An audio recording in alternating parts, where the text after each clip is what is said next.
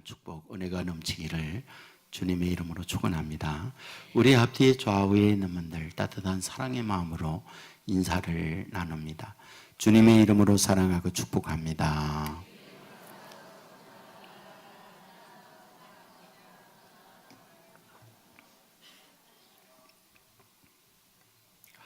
감사합니다. 이종손이라는 분이 계십니다.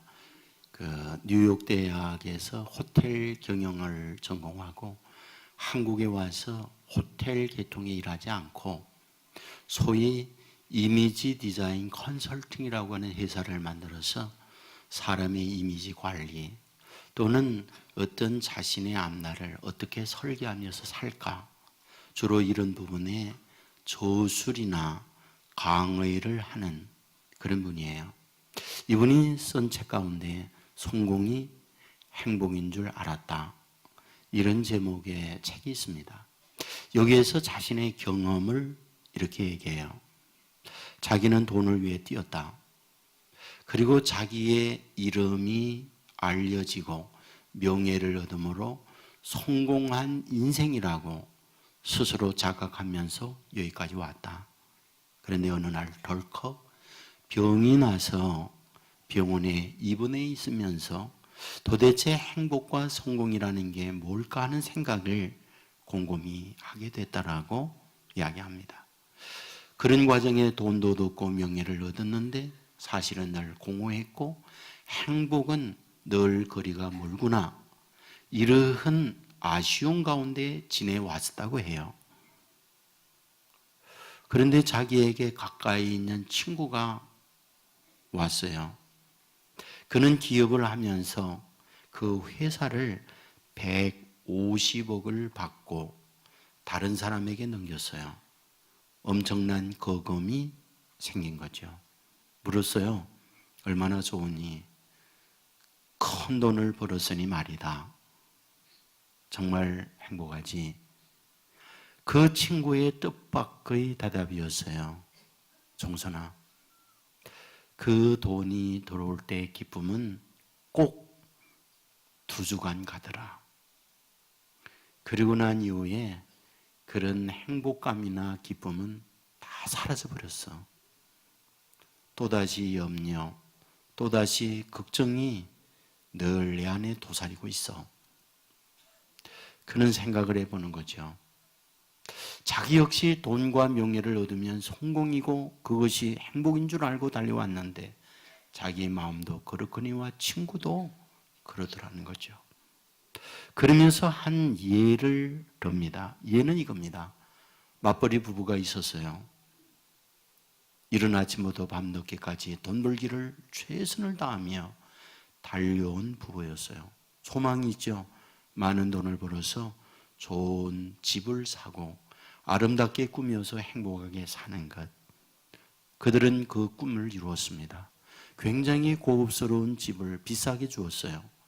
베란다를 멋진 카페처럼 꾸몄어요. 그리고 거기에 테이블과 의자를 놓고 최고의 오디오 세트를 설치하고 음악을 들으면서 멋진 차를 마시면서 낭만의 삶을 살고자 희망을 갖고 그렇게 살았어요. 어느 날이었습니다. 자기가 정말 열심히 여전히 맞벌이를 하는데 중요한 서류를 두고 출근했다가 급히 다시금 집에 오게 됐어요. 그런데 이게 웬일이죠? 자기 집에 늘 와서 일하는 도우미가 그 시간에 자기의 오디오 멋진 음악을 틀고 거기에 앉아서 커피를 마시는 거예요. 그는 거기에 많은 충격을 받았다고 해요. 사실 자기는 그와 같이 집도 마련하고 그와 같은 자리를 가졌지만은 늘 이른 아침에 가야 하고 종일 일해야 하고 너무 피곤해서 잠자기 바쁘고 이것이 일상 자기의 인생이었다는 거예요. 그런데 자기 집에 와서 일하는 도우미는 힘든 그 시간 여유 있게 그 자리에 앉아서 차를 마시고 있구나. 도대체 행복이란 무엇일까? 이러한 고민을 하게 되었느라고 그 책에 그 분들의 경험 이야기를 쓰고 있어요. 저는 이 시간에 이렇게 묻고 싶은 거죠. 도대체 우리가 인생을 살 때에 무엇이 행복한 걸까? 우리는 하나같이 돈이에요. 우리는 하나같이 어떤 명예나 권세예요. 프레임이라는 책을 쓴 최인철이라고 하는 서울대 심리학과 교수가 있어요. 이분이 이런 얘기하는 거 있죠. 모두가 돈을 가지면 명품을 사기를 원한다. 그러나 아는가? 명품을 사고 자랑하고 거기에 만족은 일주일, 길면 2주, 더 길면 한 달을 넘기지 못한다. 그 이후에 1년이 지나서도 명품을 자랑하고 자기의 갖고 있는 세속적 가치에 끈질기게 사람들에게 말한다면 사람들은 정신이 이상이 있구나 이렇게 생각하게 된다. 사실 우리가 갖고 있는 세상적 그런 걸로 어떤 자랑이나 행복이라고 하는 것은 길지 못하다. 이걸 얘기해요. 그렇다면 도대체 어떤 것이 진정한 행복일까? 무엇이 진정한 삶의 가치요, 보람일까? 사실은 오늘 본문에서 예수님은 우리에게 이것을 가르쳐 주고 있다. 그런 말씀입니다. 여러분, 본문에서 반복적으로 나오는 단어가 있어요. 증언이라는 단어입니다. 31절에 보면 내가 만일 나를 위하여 증언하면 내 증언은 참되지 아니하되 32절에 보면 나를 위하여 증언하시는 이가 따로 있으니 나를 위하여 증언하시는 그 증언이 참인 줄 알았노라 이렇게 말해요. 묻습니다. 증언이 뭡니까? 증언이라는 것은 누군가 나를 위해서 보정적 선언을 해주는 그런 말을 증언이라고 해요. 여러분, 예수님에 대하여 예수님을 증언하는 이들이 있었다는 거예요. 그러면 누가 예수님에 대하여 증언을 해주고 있는 걸까요? 여기에서 먼저 우리에게 말하는 증인은 다름이 아니라 세례 요한이라고 말씀을 하고 있어요. 33절에 보면 너희가 요한에게 사람을 보내며 요한이 진리에 대하여 증언하였느니라. 요한이 진리에 대하여 나에 대하여 증언해 주었다. 그런데 예수님은 정작 뭐라고 말하느냐? 34절에서 나는 사람에게 증언을 취하지 아니하노라. 사람이 나에 대하여 증언하는 것 여기에 나는 만족하지 않다. 그렇다면 누가 나에 대하여 진정한 증언을 해주느냐? 36절에 말하죠. 내게 요한의 증거보다 더 큰 증거가 있다. 그러면 요한의 증거보다 더 큰 증거는 누구냐? 37절에 나를 보내신 아버지께서 친히 나를 위하여 증언하셨느니라. 하나님이 나에 대하여 증언해주고 있다. 그러면 하나님이 자기를 주위에 있는 많은 사람들에게 증언을 해줄 때 예수님은 이런 분이야 라고 하나님이 증언할 때 하나님의 증언의 내용은 뭘까? 예수님이 어떤 존재라고 하는 것을 하나님이 증언해 줄까? 그거죠. 이에 대하여 26절은 말하죠. 아버지께서 자기 속에 생명이 있음같이 아들에게도 생명을 주어 그 속에 있게 하셨고, 그러니까 하나님이 생명인데 그 생명을 아들 예수님에게 주어서 예수님도 생명이 있는 존재로 증언을 해주고 있다. 25절에 죽은 자들이 하나님의 아들의 음성을 들을 때가 오나니 곧 이때라. 듣는 자는 살아나리라. 무슨 얘기입니까? 그러니까 아들이 왔는데 그분은 말씀을 전하여 죽은 자들을 다시 살리는 능력을 갖고 세상에 왔다. 이것을 하나님이 나에 대하여 증언을 해주고 있다. 이 말씀을 하고 있다는 거예요. 여러분, 오늘 우리는 이 말씀을 물어야 해요. 누구에게 하는 말이지? 라는 것. 누구에게 이 말을 하는 거죠? 이 말씀의 배경을 몇 번 말했죠? 유대인들에게 하는 말씀이라고 해요. 예수님은 베데사에 가셨어요. 그리고 그곳에서 38년 된 병자를 고칩니다. 그리고 난 이후에 성전에 갔어요. 누구를 만나요? 병 고침을 받았던 38년 된 병자도 만났지만 유대인들을 거기에서 만나요.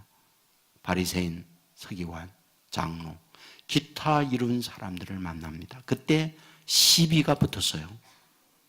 안식일에 하지 못할 일을 내가 했다. 율법 범법자다. 그리고 내가 하나님과 동등됨으로 취하고 있다. 그리하여 죽이려고 해요. 근데 예수님은 그들을 보면서 어떤 생각인가요? 이들이 살아나야 할 존재들이구나. 이들이 사실은 살아있는 것 같지만 죽은 존재구나. 그리하여 내가 누군지 아느냐?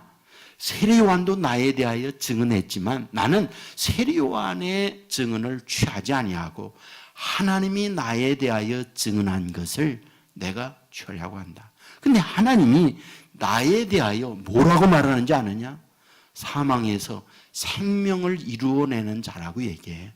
죽은 자들을 내 말을 들으면 살아나게 하는 주인공으로 세상에 보냈다고 아버지가 나를 증언하고 있어. 라는 말씀이 오늘 본문이다. 그런 얘기죠. 여러분, 세상을 살면서 가장 불행한 것 중에 하나가 뭘까요? 중병에 걸렸는데 모르고 사는 것. 내일의 멸망이 기다리고 있는데 오늘 그 내일의 멸망을 보지 못하고 웃고 있는 것. 이건 슬픔이에요. 비극이에요. 사실 성경은 이런 부분을 분명하게 말하고 있잖아요. 계시록 초도에 가면 예수님께서 소아시아 7교회에 대하여 하시는 말씀이 나와요. 그 소아시아 7교회 가운데 라오디게아 교회가 있어요. 이 라오디게아는 굉장히 금융업이 발달한 그런 도시입니다. 그래서 7교회 가운데 최고로 경제적 부유를 누리는 도시가 라오디게아예요. AD 60년에 대지진이 일어나서 라오디게아 지역이 폐허가 됩니다. 로마 정부에서 돈을 지원하면서 도시 재건을 도우려고 해요. 라오디게아 사람들이 말했어요. 우리 돈 있다. 그런 돈 받지 않아도 자력으로 일어날 수 있다. 여러분, 금융업을 통하여 엄청난 돈을 축적했던 그들은 스스로 경제력을 가지고 다시금 재건을 했던 곳이 라오디게아 지역입니다. 그런데 예수님께서 그들을 보시면서 하셨던 말씀 기억하시죠? 계시록 3장 17절에 네가 말하기를 나는 부자라 부요하여 부족한 것이 없다 하나 네 곤고한 것과 가련한 것과 가난한 것과 눕는 것과 벌거벗은 것을 알지 못하도다. 스스로 부유합니다. 그런데 예수님이 말해요. 너희들 가난해. 너희들 호화로운 명품을 입어서 그러나 너희들은 벌거벗은 존재야. 이것을 말씀하고 있다는 거예요. 뭘 뜻하는 걸까요? 경제적 부유함은 있는지 몰라요. 그러나 내면은 헐벗었어요. 그들은 명품으로 자기의 몸을 감쌌는지 몰라요. 그들은 그러나 남노하기 거지없는 존재라고 하는 것을 말씀하고 있어요. 지금 예수님께서 유대인을 보면서 그 모습을 보고 있는 거거든요. 실은 죽었다는 거예요. 실은 헐벗었다는 거예요. 그래서 주님께서 이 말씀을 하는 것은 그들을 살리려는 거예요. 그들을 다시 일으켜 세우고 그들을 주님이 주시는 옷으로 입혀주고자 하는 것. 이것이 오늘 본문에서 우리에게 말씀하고 있다. 그런 말입니다. 여러분, 38년 된 병자를 고친 이후에 계속되는 말씀이에요. 그는 육체적으로 병들어서 고통 가운데 있었지만 너희들은 영적으로 38년 된 병자보다 더 피폐한 병든 자라고 하는 것을 말씀을 하고 있는 거죠. 여러분, 그러한 병을 치료하기 위하여 그들에게 말씀하고 있는데 그들은 어떻게 대응합니까? 우리는 18절에서 유대인들이 이로 말미암아 더욱 예수를 죽이고자 하니 말씀을 기억해요. 여러분, 유대인들이 예수님을 죽이고자 하는 것은 그런 이 배경의 말씀만이 아니에요. 앞부분에 요한복음 2장에도 나와요. 예수님께서 예루살렘 성전에 갔을 때 거기에 장사하는 사람들이 많았어요. 그래서 그곳에 있는 말씀을 보면 성전 안에서 소와 양과 비둘기 파는 사람들과 돈 바꾸는 사람들이 앉아 있는 것을 보시고 노끈으로 채찍을 만드사 양이나 소를 다 성전에서 내쫓으시고 돈 바꾸는 사람들의 돈을 쏟으시며 상을 엎으시고. 무슨 말인가요? 당시 멀리서 제사하기 위하여 오는 사람들이 있었어요. 그분들을 돕는다면서 재물, 양이나 소나 비둘기를 거기에서 팔았어요. 특별히 해외에서 오는 사람들이 그 해외의 돈을 가지고 와요.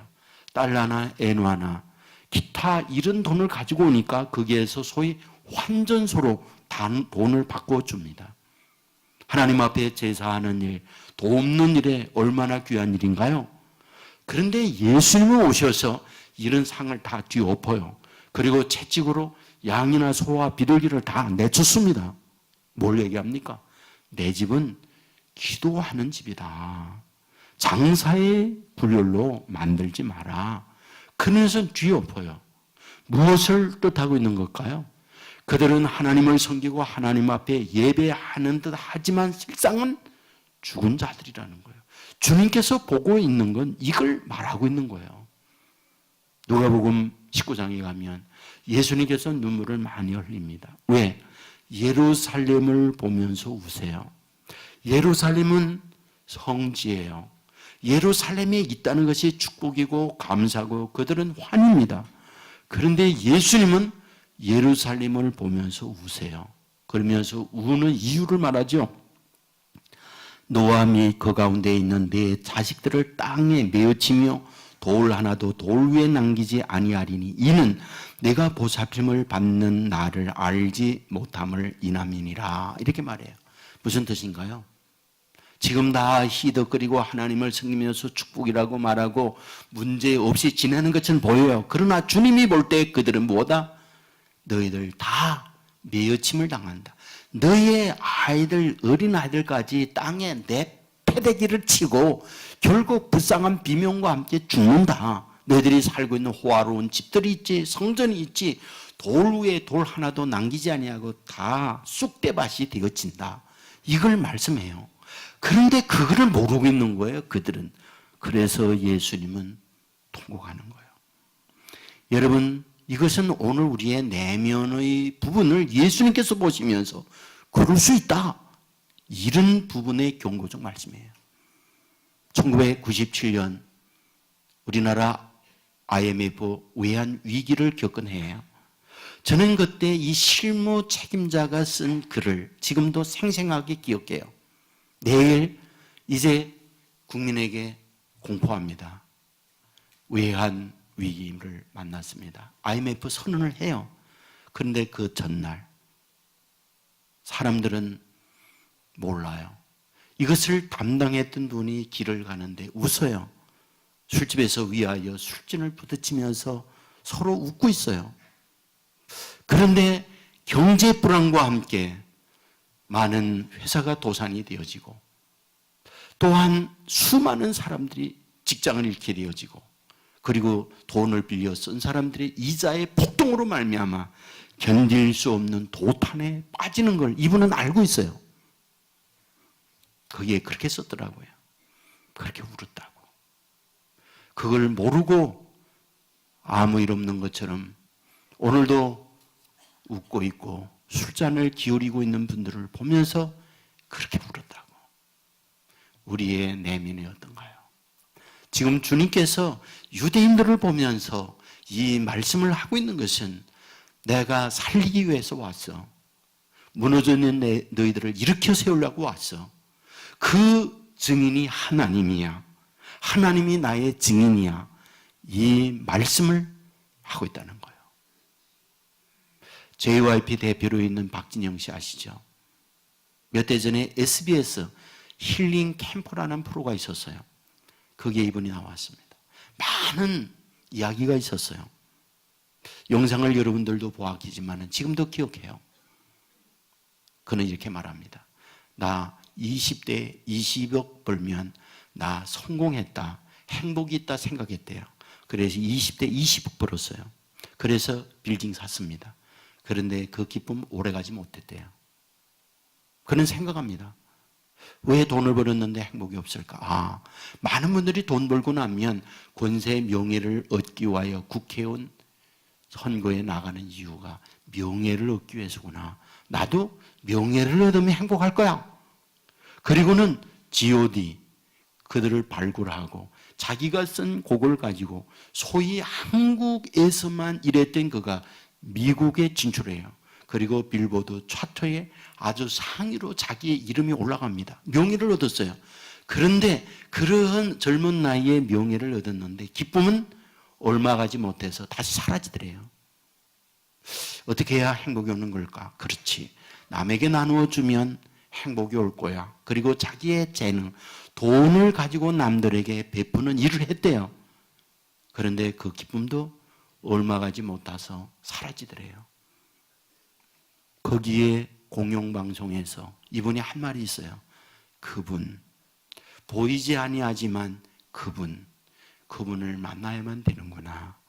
이분이 그걸 알았대요. 자기는 지금 발버둥을 치는 거 있다면 그분이 모르지만 바로 하나님, 자기는 그분을 만나고 싶대요. 그것이 그분이 진솔하게 방송에 나와서 한 말이었거든요. 저는 그 영상을 잊혀지지 않고 기억하면서 떠오르는 것, 정말 너무 솔직한 마음의 내면의 고백을 공포한 거다 하는 생각이 들어요. 여러분, 정말 우리가 돈이나 명예 이런 것으로 인하여 우리의 행복을 얻으려고 하잖아요. 그러나 그것은 잠깐이에요.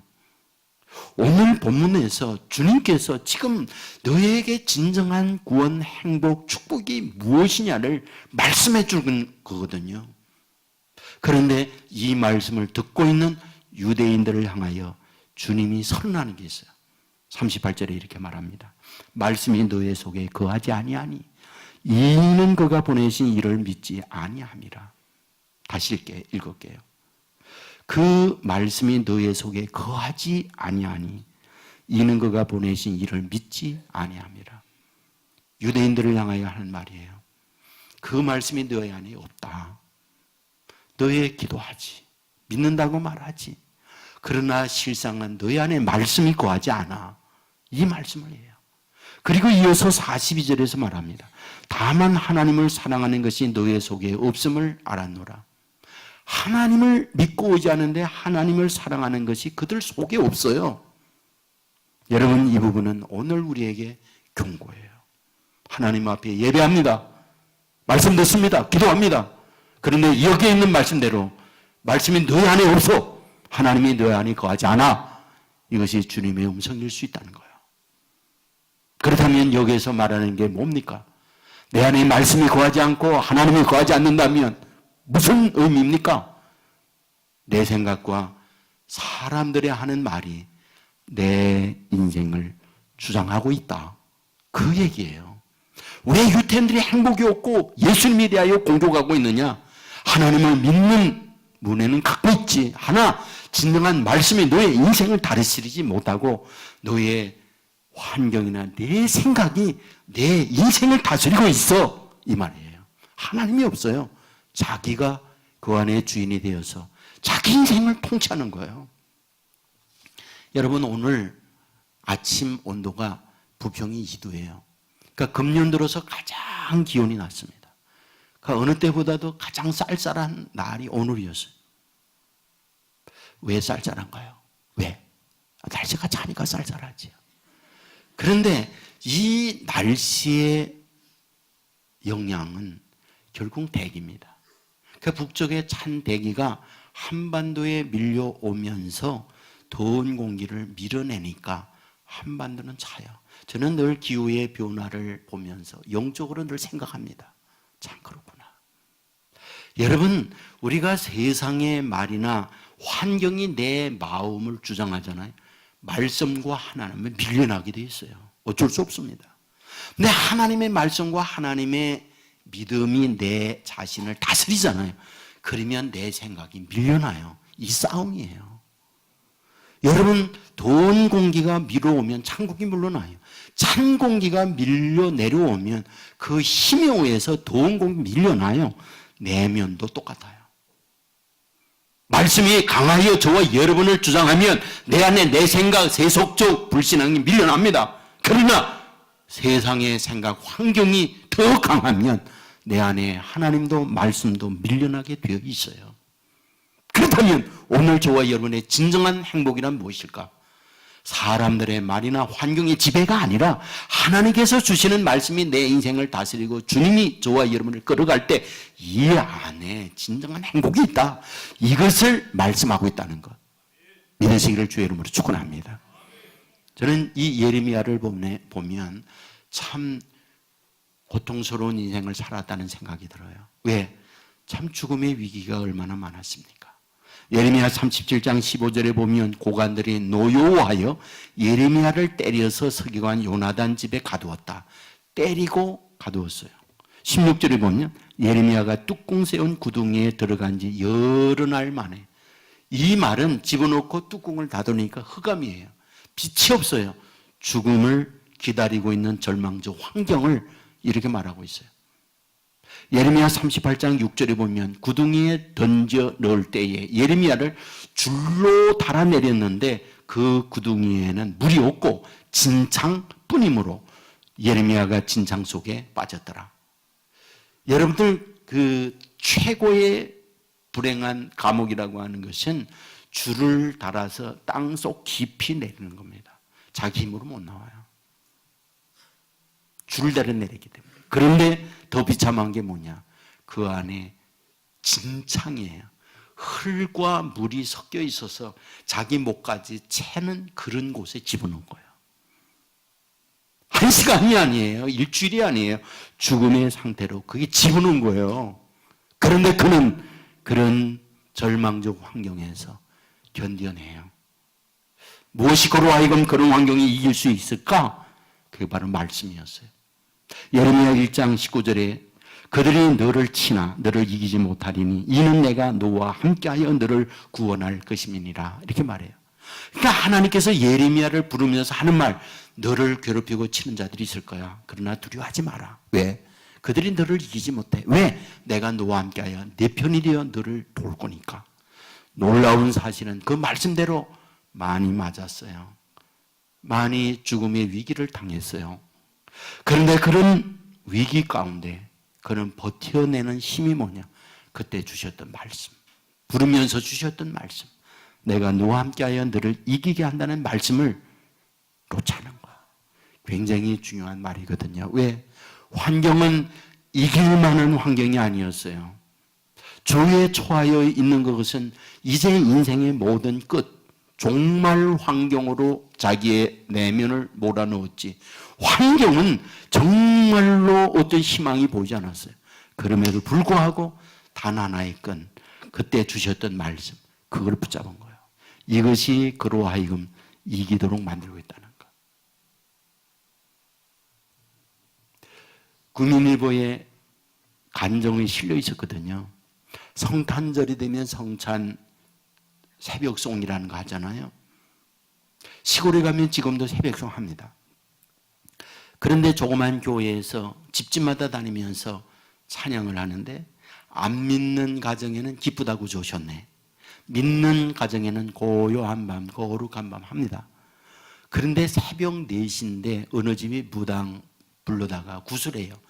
거기에 징소리, 춤추는 소리 요란합니다. 거기에서 그분들이 기쁘다고 좋으셨네. 이렇게 찬양을 했어요. 그런데 찬양을 하는데 그 안에서 갑자기 쾅 소리가 나요. 그리고 모든 장구 소리나 징소리가 중단이 돼요. 그리고 그 굿을 무당을 불러서 하던 그 주인이 뛰어나오더니 이 재수 없는 것들아 굿하는 것도 모르냐? 왜 우리 굿하는 걸 망치냐? 그러면서 아우성을 쳐요. 너희들이 와서 노래를 부르는데 노래소리에 무당 쓰러졌다. 지금 기절했다. 이러면서 난리를 치는 거예요. 실제 거기에 그 찬송 소리에 정말 쓰러진 거예요. 그래서 그때 얘기했어요. 야, 우리 노래소리에 기절하는 그 귀신 왜 믿냐? 예? 우리가 믿는 하나님 믿으라. 놀라운 일이 벌어져 가지고요. 그분들이 무당까지 다 믿었어요. 그래가지고 주님께로 돌아오는 역사가 나타났어요. 말씀의 능력을 얘기하는 거거든요. 사람이 환경의 여건이 있지만 말씀이 저와 여러분을 주장할 때 권세의 능력으로 역사를 이루어내는 거거든요. 여러분 지금 하나님께서 예수 그리스도를 통하여 주시려고 하는 게 그거예요. 남들이 하는 말, 주어져 있는 환경, 낙심이죠. 그러나 말씀이 붙들고 말씀이 내 인생을 다스려가게 할 때 말씀의 능력으로 인생이 변화된다는 거예요. 예? 이번에 대만 목회자들을 모시고 간 곳 중에 하나가 저 가평에 있는 필그림 하우스입니다. 필그림 하우스는 지구촌 교회가 소위 수양관 내지 영성 훈련을 하기 위해서 만든 곳이에요. 그곳에는 존 버년의 철로 역정을 형상을 만들어 가지고 한 인간이 천국까지 갈 때에 어떤 과정을 거치면서 가느냐, 이런 실물적 교육을 할 수 있는 세트가 그 안에 있어요. 그래서 그분들을 모시고 제가 약간 아는 걸 가지고 설명할 수 있는 시간이 됐어요. 저는 실제 존 버년이 살았던 베드포드라는 곳에 갔었어요. 그곳이 어디냐 하면 영국 런던에서 북쪽으로 2시간 반 정도 떨어져 있는 조그마한 마을이에요. 본인이 다녔던 교회, 유아 세례 받았던 곳, 그리고 그곳에서 활동했던 그 흔적이 지금도 그대로 남아 있습니다. 그런데 본인의 아버지가 뭐 했느냐? 땜질하는 일을 했어요. 그리고 자신도 아버지의 뒤를 이어서 땜질하는 일을 합니다. 지금은 땜질하는 분들이 많지 않지만 우리 어릴 때에는 땜질하는 분들 많았어요. 땜질하기 위해서 기본적으로 땜질에 필요한 도구를 가지고 다녀야 돼요. 여러분들 도구 가운데 가장 무거운 게 뭐냐면 모루라고 하는 도구가 있어요. 모루가 뭐냐면 쇠로 된 받침대예요. 그래서 어떤 솥이라든지 그릇을 놓고 망치로 두들길 때 받침대를 모루라고 그래요. 그 모루가 무게가 얼마나 되느냐? 보통 20kg 안팎입니다. 그리고 그 외에 기타 장비를 짊어지고 동네 다니면서 말해요. 땜질합니다. 땜질합니다. 그러면서 다니는 거 들으셨죠? 예, 나이 많다는 말이에요. 자, 그런데 이분이 여름날 땀이 비오도 쏟아지면서 그 일을 하는데 힘들잖아요. 고달프잖아요. 끙끙거리면서 고개를 숙이고 짊어지고 가다가 동네 가운데 이제 그 짐을 털컥 내려놓았어요. 그리고 몸을 들어 고개를 들었어요. 여러분 영국에 가면 교회들은 거의 대부분이 언덕 위에 지어 있습니다. 눈을 딱 들어보니까 교회가 보이고 십자가가 보였어요. 그때 주님의 음성이 들려오는 겁니다. 수고하고 무거운 짐진 버녀나 내가 너의 짐을 지어줄게. 그 음성이 들려와요. 그리고 들려오는 음성, 나는 너의 죄를 짊어진 어린 양이야. 이 음성이 들려와요. 버녀는 거기에서 쇼크를 받습니다. 지금까지 살아온 삶의 무게가 너무나 무거웠어요. 단순히 땜질하는 그 모루나 장비가 자기의 인생을 누른 것만이 아니라 가난한 아버지에 태어나서 공부를 제대로 하지를 못하고 삶의 하층민으로 살면서 무시당하는 아픔이 있었고 남이 모르는 눈물이 본인에게는 많이 있었어요. 그런데 그때 그 짐을 내려놓은 순간, 그 십자가를 보는 순간 주님의 음성이 들려온 거죠. 자기 사랑한다고, 내 짐을 내가 지어준다고. 여러분, 그런 주님의 음성을 들었던 버녀는 인생이 달라졌어요. 환경은 그대로입니다. 내일 또다시 땜질을 해야 해요. 경제적 어려움이 있었어요. 그런데 주님께서 자기에게 찾아와서 주시는 그 말씀에 의해서 그의 인생은 일어날 수 있었어요. 여러분, 그때부터 사람들에게 말씀을 전했고요. 그리고 말씀 전하는 것 때문에 미움을 받는 사람들에 의해서 감옥에 갇혔거든요. 그 감옥을 가보았어요. 그곳에서 이분은 철로 역정, 한 인생이 태어나서 고달픈 인생을 살아가다가 천국까지 이르게 되어지는 이것을 소설로 쓴 것이 그 유명한 필그림스, 바로 철로 역정이었던 거죠. 저는 확신합니다. 오늘 우리에게 주어져 있는 환경이 절망일 수 있어요. 행복은 거리가 멀 수 있어요.